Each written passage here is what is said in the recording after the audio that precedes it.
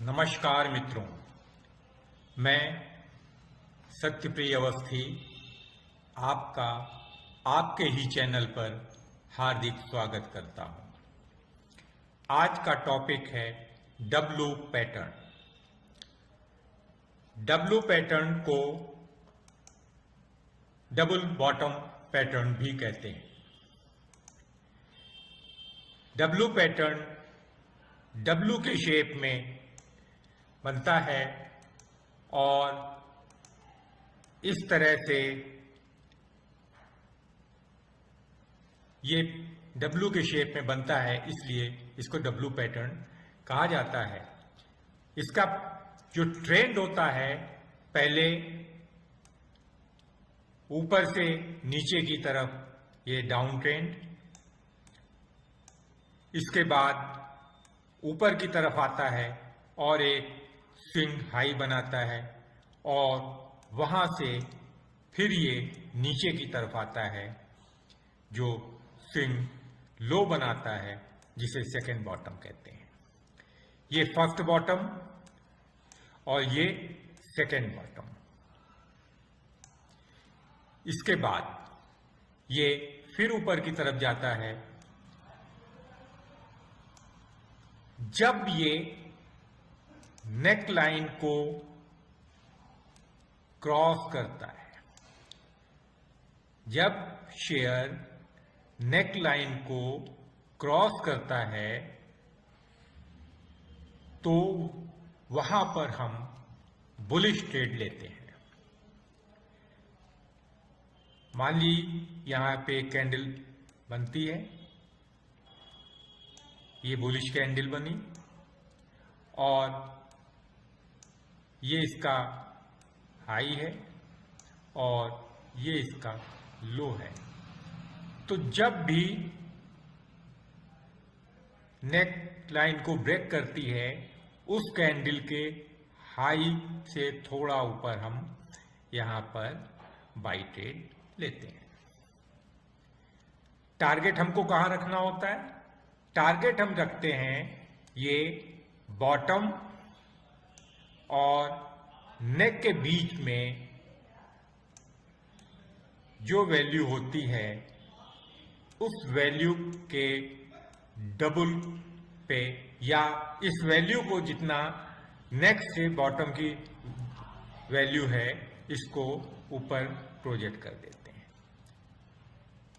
लगभग उसी हाइट पे हम इसको प्रोजेक्ट कर देते हैं। तो हमारा टारगेट जो होता है वो इस तरह से हम डब्लू पैटर्न पे टारगेट लगाते हैं।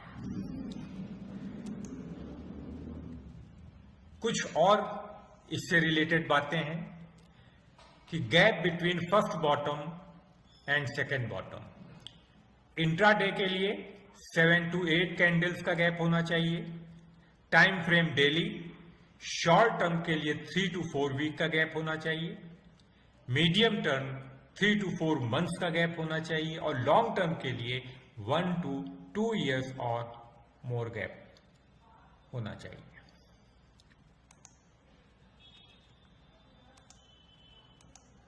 अब डब्लू पैटर्न्स के सभी पॉइंट को ध्यान में रखते हुए इस चार्ट से हम समझते हैं कि डब्लू पैटर्न में कैसे काम किया जा सकता है। अब देखिए, ऊपर से नीचे तक डाउन ट्रेंड में आया, फर्स्ट बॉटम बना, फर्स्ट बॉटम से फिर ऊपर की तरफ चला और यहां पर इसने एक नेक लाइन, इसे हम नेक बोलते हैं, जहां ये फर्स्ट स्विंग का बना हाई। इसके बाद फिर ये नीचे की तरफ आता है, ये स्विंग लो बनाता है। फर्स्ट बॉटम और सेकेंड बॉटम के बीच में बहुत ज्यादा हाइट में बहुत ज्यादा डिफरेंस नहीं होता है। अब सेकेंड बॉटम से फिर ये ऊपर की तरफ चलता है और अगर नेक लाइन को ब्रेक कर देता है, ये नेक लाइन है, नेक लाइन को अगर ब्रेक कर देती है शेयर या जो भी इंडाइसेस है, वो उसके टारगेट अचीव करने के लिए जो है टारगेट कहाँ पे होगा, कहाँ का टारगेट अचीव हो सकता है, ये पॉसिबिलिटी रहती है कि हम सेकेंड बॉटम और नेक लाइन के बीच में जो वैल्यू है उस वैल्यू को हम नेक लाइन के ऊपर प्रोजेक्ट कर दें। यानी कि सेकेंड बॉटम नेक लाइन के बीच में ये इतने वैल्यू है, इस वैल्यू को हम ऊपर प्रोजेक्ट कर देते हैं, वहां से एक हॉरिजेंटल लाइन खींच दीजिए, वो हमारा टारगेट होता है और अधिकांशतः यह टारगेट अचीव हो जाता है। इस तरह से हम डब्ल्यू पैटर्न पे काम करते हैं। एंट्री, एग्जिट, स्टॉप लॉस और टारगेट के लिए आप इस चार्ट को देख सकते हैं। सिग्नल कैंडल, जैसा मैंने बताया, candle closes just above the neck line, तो वो सिग्नल कैंडल होगा।